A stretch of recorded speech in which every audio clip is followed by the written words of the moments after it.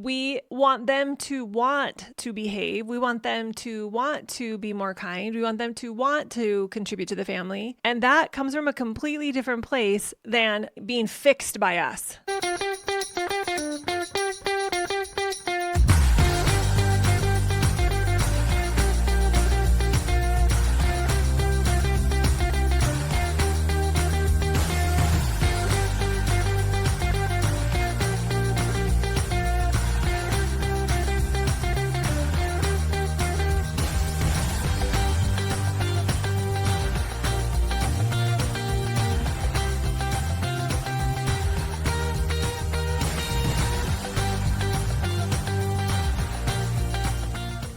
Hey, everybody. Welcome back to the podcast. I'm so excited to dive into chapter 1. We're going to dive right into parenting is not correcting. Now, part of you might be saying, of course, but for a lot of us raised in this behavioral mindset world, it's super easy to get lost in what do I do when my child doesn't go to bed or doesn't pick up their toys, or as they get older, doesn't want to do their homework, doesn't want to do chores. Or did I already say chores twice? Well, you get the point. Chores is a big deal. Or as they become a teenager, doesn't feel like they have to be kind. I guess that could go for toddlers too. So we get into this place where we get stuck in the what to do, what to not to do, and that's what we're talking about today, is this idea that we get so lost in what to do and what not to do that we don't go to the core of what's really creating this fruit of them not wanting to listen, of them not wanting to do the chores, of what's behind the tantrums and the upsets. So I go on in this chapter to say, focus on your child's heart instead of their obedience. This was something I had to say to myself a million times. Well, that might be an exaggeration, but 10, 20 times a day. And over the course of the last almost 26 years of being a parent, I've said it thousands and thousands of times to myself to remind myself, hey, focus on the heart, not the obedience. It doesn't matter as much if they do what I say. That's information. Behavior is information. So parenting with consequences and rewards is what we're diving in today. This is the very first chapter of the book. And I begin it by saying we've gotten confused when it comes to parenting. We think that if we can just fix the kids' behavior, our parenting problems will go away. But parenting is not about fixing your child's off-track behavior. Now, if at this moment you're full stop thinking, what? Yes, it is about them behaving. It is about getting them to do what I want them to do. I want you to just pause for a minute, hold on to that thought. You don't have to throw it in the trash bin yet. But what I do want you to do is let's get curious about it together. Because parenting is not about fixing your child's off-track behavior. It's about understanding it. Really, it is about understanding it. We want them to want to behave. We want them to want to be more kind. We want them to want to contribute to the family. And that comes from a completely different place than being fixed by us. Does that make sense? So it's about understanding the behavior, not by fixing it. And discipline is not the essence of parenting. Again, that's going back to the what to do, what not to do. Unconditional love is the essence of parenting. Parenting is not about telling your child what they can and can't do and then figuring out how to enforce those rules. It's about understanding them, your child, their behavior, what's going on with them, their big emotions, all of that, and then setting them up for success. So if you're following along in the book, we're on page 18, and I am giving you lots of bonus comments here. I'm not sticking exactly to the book, but that's where we're at. And we're starting with the next paragraph where I say parenting is about asking yourself, what do my children need to become the most incredible humans possible? And then figuring out how to create an environment where your children can thrive and that can happen. See how this is completely different from, hey, I need to come up with the right chore system. I need to come up with the right consequences. I need to teach them a lesson. No, it's about creating an environment where our children can thrive and then helping them thrive. Parenting is about having dreamy relationships with your kids. Parenting is about learning how to create a relationship of mutual trust and acceptance so your children want to listen to you. And I will say that all the time, want, and I emphasize it. And in the book, I've italicized it because I want it to stand out. I want to stand out to you because it's very different than getting them to listen, because we can do that with the right consequence, with the right reward, with the right threat or bribe or ultimatum. We might be able to convince our kids to do something we want them to do, but it's very, very different to create a mutual relationship of trust and acceptance so that our children want to listen to us. So parenting is the art of staying compassionate and firm when the child decides not to listen to you.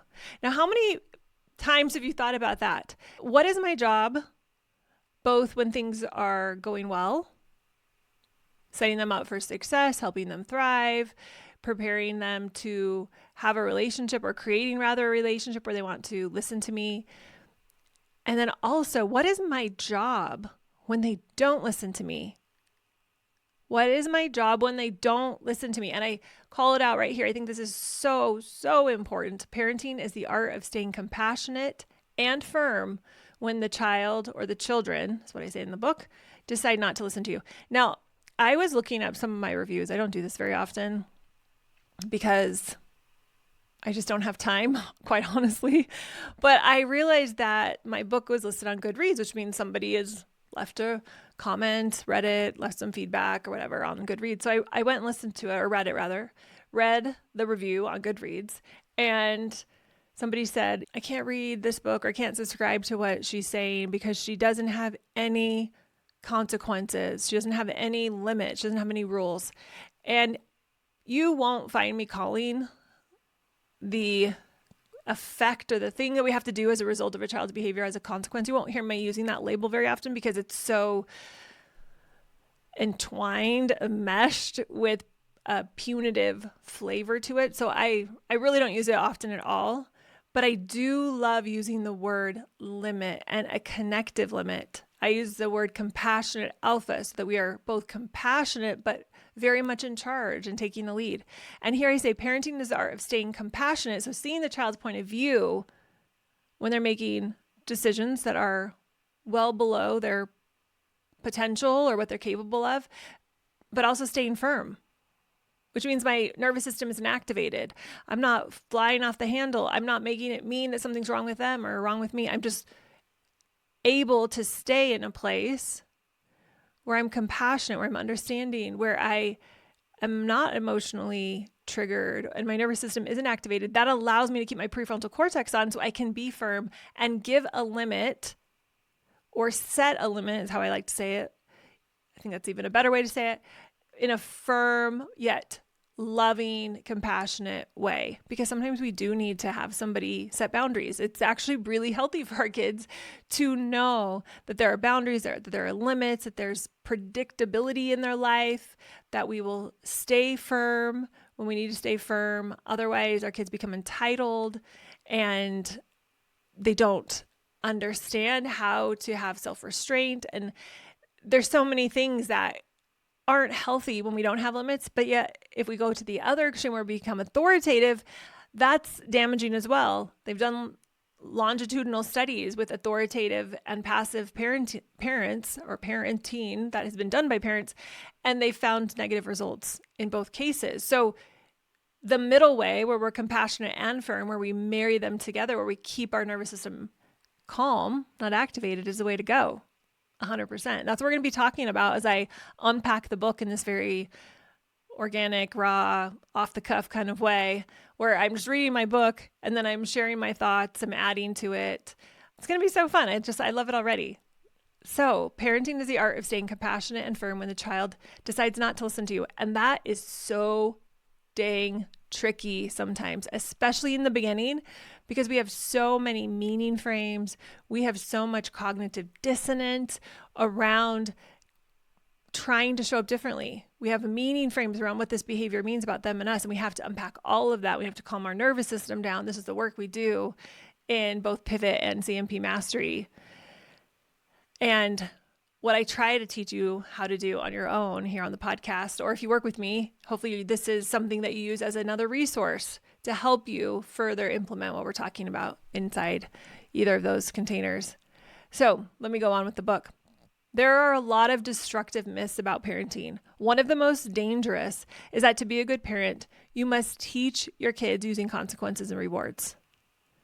This myth, it leads you to believe that if you dangle a reward or consequence in front of your child, then voila, they'll magically start listening to you. Your parenting problems are solved. If this were true, I wouldn't be writing this book. We wouldn't need to be having this podcast. We wouldn't be having this conversation because we would have figured out how humans tick. They just need a consequence or a reward, and then we get right into line. If this was true, you all, then we wouldn't have any problems with fitness or health or self-restraint. We wouldn't have any problems with using anything that's not healthy or beneficial for our body because we'd see the consequence of it and we'd say, oh my gosh, this is not helping me become my best version of myself. I'm going to stop. Thank you, natural consequence, for kicking in. That was very helpful. Now I'm not going to do that anymore. But that doesn't seem to be the way we tick. And I'm going to talk about that more. To a degree, it can be a wake-up call. And I do firmly believe that there is beauty and benefit in having a world that we live in that is bound by cause and effect. So yeah, if I speed and a cop catches me, I'm going to get a ticket. If I eat nothing but sugar, I might get sick. That is the truth, yet I might still do both of those things, even though the consequence is given to me. So why is that, right? Why is that happening? And that is the reality. Think about some of the things that you do in your life that you know you'd be better without. Maybe you have thought, oh, I really need to wake up earlier. I need to eat healthier. I need to go to the gym. I need to invest my money. I need to not spend so much of it on frivolous things. I need to heal this relationship with this person, or I want to get a better job and I want some more education. We are aware, we know what to do. Some of the time, I should say. A lot of the time we are aware at some level that there's something we're doing that's not working, and there's a negative consequence, a negative result happening in our life that we're not too fond of, but we're not willing to or able to consistently make a different choice. Why is that? That is the $1 million question. And what I'm going to be unpacking even more than I was able to in this book is I just riff on this because it's so important to know, why can I know better but not do better? Why can I have the knowledge but not be able to implement it? This is something I'm so passionate about, if you can't tell, because I started to know better about parenting, and it took me forever to get myself to do better, to stop yelling, to stop getting frustrated with my kids, to stop getting activated, to stop blaming them for my emotional state. Same with health. I've known better, but not always been able to do better. And that's really shifting in my life right now too. I've made some massive shifts that I've made similar ones before, but totally fell off the bandwagon. And I know why. I had some pretty crazy stuff happen in 2018, and it really rocked my world. And I, about 2 years ago, started realizing what the impact of that event had on me personally, and how it had changed how I was taking care of myself physically and emotionally. And actually, I feel like emotionally I really woke up, but physically I was not doing all of the things consistently that I wanted to be doing.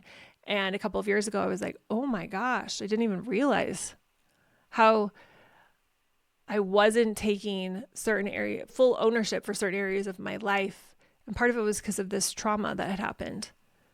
I had really taken ownership of parenting, really taken ownership of my mental well-being, but I hadn't had the capacity, I would say, to fully own my physical well-being in the way I wanted to.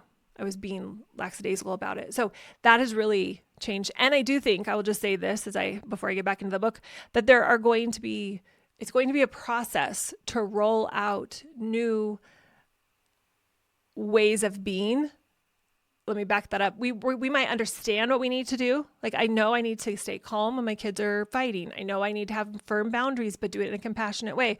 I know I need to understand this child's behavior. We have that awareness, and hopefully we can do it in a healthy way. We need to do it in a healthy way. We need to do it in an understanding, accepting, not judging or shaming ourselves way. And once we do that, then we can start in layers, start rolling out the being. And that is what has always been the case for me. At first, I would get really frustrated that I would know so much knowledge and have so much understanding, but still fall into old patterns. That doesn't trigger me as much anymore, hardly ever, but I know that might be triggering for you. And if it is, no, I'm here for you, because there is a reason why we can't just use a correction technique, use a consequence to get a result. It just doesn't work. So with parenting, if you are thinking, I just need to figure out what to do when my child does this thing, I need to know what to take away, I need to know what privileges should be withdrawn, I want to say there's more to it than that. And I don't want you to think that you wouldn't prevent your child from doing something or having access to something if it doesn't serve them. If your child isn't able to be responsible and make good decisions about electronics or about food, or when I say food, like maybe like preparing stuff in the kitchen, doesn't clean it up, they don't have the ability to be kind to a sibling or something like that, or manage themselves around homework. I'm not saying we don't set up limits and boundaries and guardrails for them, but we don't do it in a punitive way. We do it in a way of serving, a way of, oh, this is what they need. Like, I don't buy bags of potato chips and Swedish fish. And one of my favorite things are these chocolate covered cinnamon bears. So random, right? I discovered these a little while ago and I'm obsessed, but I don't bring gobs of them into my house because it's so much harder for me to be successful if I have them laying around. My favorite neighbor boy brings them over to me. I'm so grateful. And I'm also like, oh, it's going to be so hard. We have a little bit in my house right now. And I'm really trying to stay away. And the reason I don't buy them isn't a punishment towards myself. It's out of service for me. It's a guardrail. It's, hey, this is going to be the environment where I can thrive, is where I don't have all those things just at my beck and call. And there might be things like that with your kids where you realize they shouldn't have access to this, or be alone with this person, or have free reign of the kitchen, or even they're not ready to do their chores alone. And I'm going to create an environment where they can learn to have the restraint or have the motivation or have the ability to do whatever it is in a productive way. And yeah, it might mean we don't do other things before we do chores, but it's not because it's a punishment. So it's not correction. And I will say, because I haven't touched on this yet, is that correction in and of itself doesn't work because it feels terrible. I'm not saying we shouldn't give feedback. I'm not saying we shouldn't say to our kids, hey, I need to talk to you about this behavior. I'm not saying we might need to do that, is what I am saying. So I'm like riffing here, but we need to be really careful when we do that, because if we come across judgmental, if our nervous system is activated, if we think it's their fault we're feeling a certain way, it's not going to work. Their nervous system is going to pick up on what we're sending out, because what we're laying down, they're picking up, and they can feel the emotional resonance, the emotional signal that our mirror neurons are sending out. And when they feel that corrective tone in our voice, they're going to disconnect. They're not going to feel connected to us. They're not going to want to listen to us. It makes life so much harder. So parenting by correction doesn't work. So I hope I've unpacked that so that you're not like the Goodreads. Is it Goodreads? Yeah, Goodreads, I think. Reviewer that didn't understand what I was saying. And if you've listened / already read my book, or if you just were reading it together here and you want to go jump over to Goodreads and say, hey, that's not what she was saying. I would love that. I would love that, because I don't want to have people think this is just a passive gentle, flimsy way of parenting. It's a very sturdy way of parenting. That being said, it's still not a corrective way of parenting, because parenting by correction doesn't work, not for the long term, and certainly not without a cost. The truth is that effective, healthy parenting is fueled by connection, compassion, empathy, and understanding. And I think I would add here firmness and confidence and sturdiness, just so someone's not confused to think it's all rainbows and daisies and we're just kumbaya by the fire and then magically the kids are going to want to do everything we say. That's not the truth, but the relationship is at the foundation, because connection is our survival need at the base level. It's preeminent. It's our most base instinct. I was recently listening, again, stepping away from the book content. We've almost made it through a whole 2 pages, but I wanted to mention this as I am trying to help everyone just really grasp something that was so hard for me to grasp at first. And that is that attachment, connection, togetherness, relationship, whatever you want to call it, is the most important need. It is the base need. If you think of Maslow's hierarchy of needs, it is at the foundation. Dr. Neufeld I've heard him teach this in classes I've taken from him.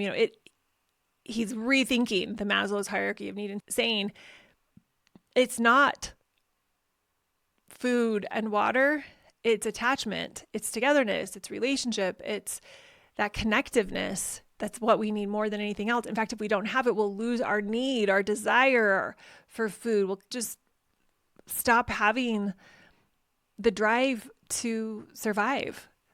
He said that at one point in his career, and I can't remember which part, but he was doing some experiments with rats. It was early in his career, I believe. And they're getting really excited about what they were doing. And then the rats died. And they were very confused. And then they realized this was happening in labs all over the place. And he said, now I see it clearly. I think they were separated. So they were losing their attachments and they just gave up the will to live.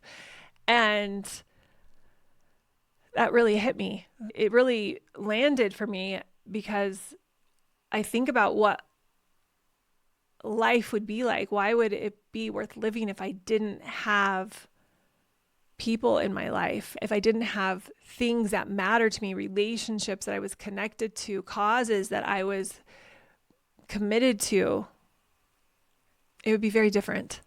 And you can see how this is such a foundational instinct we have. Moving on to the next subsection in chapter 1, it says, you've been had. It says, if corrective parenting doesn't work, how did modern parenting culture become obsessed with punishments and rewards? And I think that's a great question. That's what I asked myself in the beginning. Great question. If you've been thinking that, you're like, well, if it doesn't work, why are we so obsessed with it? Why are we drowning in it? Why are we swimming in it? Brief history lesson. Trust me, this is fascinating. After World War II, a theory, and there are some theorists I'm going to talk about. So let me start again. After World War II, a theory known as behaviorism, or behavior modification, now also known as learning theory, it was popularized by the work of academics who called themselves behaviorists, foremost of whom were B.F. Skinner and John B. Watson. There were others too, but these were 2 of the leading, most popular ones. And both of these gentlemen, these scientists, had strong arguments in favor of behaviorism. So Skinner and Watson started by proving that they could use external stimuli to train pigeons and rats to do whatever they wanted them to do. They offered the animals positive consequences for specific behavior, i.e. rewards or bribes, and witnessed an increase in that behavior. And negative consequences diminished the behavior, i.e. punishments. So they're like, okay, we got to figure it out. Skinner published a statement, and he said this in one of his statements: behavior is shaped and maintained by mediated consequences.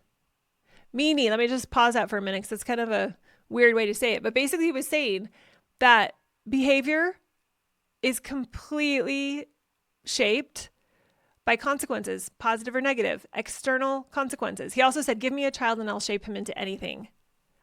wow, isn't that crazy? I'll shape him into anything. Like there's no inner springs. There's no 4,000 plus traits that they're born with. They don't give any, they didn't have the science to see that at the time. So it makes sense. They didn't give it any room for that. It was just like blank slate. And that's actually what they called it, the blank slate theory, where we were born as a blank slate and it's all the environment. Watson said, the position is taken here that the behavior of man and the behavior of animals must be considered in the same plane. Meaning, y'all, bookmark this part, meaning there is no fundamental measurable distinction between human and animal behavior. No distinction between what I do and my dog does or my child does. And I love my dog. She is the best sheepadoodle. She's so sweet. She's so kind. She's so affectionate. I love her. But to say that her behavior and one of my children's behavior are taught the same way, that there's no difference, it just doesn't line up for me. It's just insane. So I disagree, because humans have this highly developed prefrontal cortex that makes us different from other mammals, especially different from pigeons and rats. We're similar to mammals in a lot of ways. Don't get me wrong, but we have very sophisticated logic and reasoning capacities that are very different just on the biological level than pigeons and rats. So Watson and Skinner, they discounted this difference. They believed that no matter how complex the behavior was, it could be reduced to a simple stimulus response. The theory was proven on pigeons, and then it was applied to humans. And it worked, you all. They got us humans to believe that all we need to do is to do something or not do something, offer a consequence, offer a reward. That's how we shape behavior. However, the scientists of the time didn't consider the fact that we have this prefrontal cortex, right? And so they rolled it out and they taught it as if this was the way it was. First, what I want to say to this is that the cost of controlling someone using external stimuli is pretty darn high. Just think about how that feels to you. If you feel like someone is trying to get you to do something or trying to train you to do something using external stimuli, not taking into consideration what's going on for you, what your preferences are, how you're feeling. So they didn't consider that, or they didn't at least care, I guess, if they did consider it. And then second, I think what they didn't also consider was the long-term impact of humans' instinctive or intrinsic rather motivation. Meaning when we are told we have to do something, it might be something we really like to do, but the more we're told and tried to force to do it, the less we want to do it. That's why most kids by 3rd, 4th, 5th grade aren't as interested in reading as they are in kindergarten or 1st grade, because what used to be something they wanted to do became something they had to do. It's called counterwill. I don't think we talk about it in the book, but it's a pretty cool term, pretty cool awareness that we have it, each of us, and just even having a word for it is super helpful. And then the third thing they didn't consider was the influence and impact attachments and relationships with other humans have on human behavior. Now, mammals in general are pretty much predisposed to be in herds with groups of people. They're relational. But I would say that for humans, this is such a big part of the equation that to throw it out and say, hey, it's not about that. We just got to take things away or give them things, and then they will become whoever we decide they become, is just ridiculous. However, this is what they rolled out, and a set of beliefs emerged about how to shape human behavior, and it became our unnoticed, unquestioned norm. Just as we don't question the sky is blue, Skinner's conclusion was not questioned after a while. And his conclusion was that all human behaviors are learned and unlearned as a result of positive or negative external consequences. So they collected the data, they ran the experiments, the reports were written, the theory was accepted by the masses, hook, line, and sinker. So the current parenting paradigm emerged with a scientific stamp of approval, and parenting by correction, or could call it behavior modification, became good parenting. No questions asked. However, just because everyone's doing it doesn't make it a good idea. So for example, 80s hair, maybe I'm older than most of you listening to this, but 80s hair, you all, was something else. Big old bangs, lots of Aquanet hairspray. It was insane. It was crazy. I remember I was pretty little, but they had this line of clothing called units, which was all knit material that you'd put on yourself in different layers. Crazy. That has not ever come back. Neither has 80s hair, really. No fat diets. Seemed like a good idea at the time. But I'm currently primarily eating in a ketosis way, which is high fat. And I feel a million times better than I did. Okay, I'm using a lot of exaggeration today, but I'm feeling so much better than I was before. Losing weight, crazy. I'm eating almost all fat, 3-to-1 fat to protein ratio. I have more energy. This is going to date me. I have an almost 26-year-old. I guess you could do the math of how old I have to be around that age. You're probably right. I had some perimenopause symptoms. All of those have gone away. I ate the no-fat SnackWells in junior high, thinking no fat's so bad. We stopped eating butter. We would drink skim milk. And yeah, it was not the solution. So hindsight is 2020 with all things. I think we should be curious about everything. We shouldn't accept things just because it's popular. And I think this is one of those things that we need to start questioning with beautiful curiosity, not criticism, not harshness, but just compassionate curiosity. Like, is it actually working when I give my child a consequence in a punitive way? Or does it feel better when I set a connective limit, or when I just let them process their emotions and realize they don't even need a limit? They don't even need that. So this is a quote by Dr. Gordon Neufeld. He says, many people think that discipline is the essence of parenting, but that isn't parenting. Parenting is not telling your child what to do when he or she misbehaves. Parenting is providing the conditions in which a child can realize his or her full human potential. I love that quote so much.